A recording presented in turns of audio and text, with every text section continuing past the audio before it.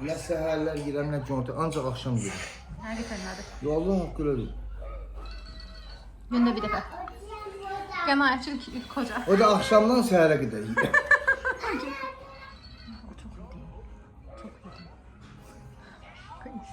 Partlamaya düşəcək uşaq. Ay canım. Siz aydan partlamaya düşürdü.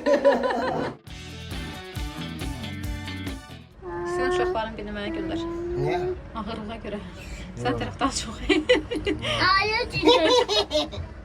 Heç nə görünmüyor. Ay Allah. Çok komiksin. Şurada çıkarlar. Aşkım sən mənim ölmüşüm eləmə. Yaxşı da, epizoda qutardı. Sən necə? Aşkım eləyən arvadasın, uşaqların canı.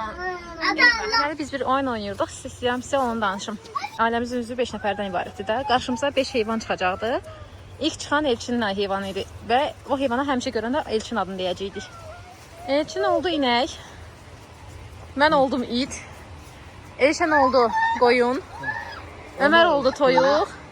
Enes oldu at. İndi harda həmin heyvanları görürük və deyirik ki, həmin insan adına səslənirik olaraq.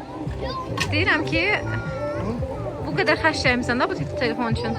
Kamerasına da şüşə qoruyucu qoydudur, zəhmət olmasa. Mənə deyir ki, Yürü git lan.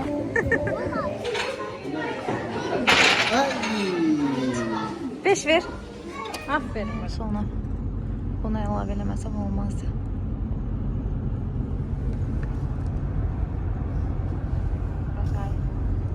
Ama bomba yatıp var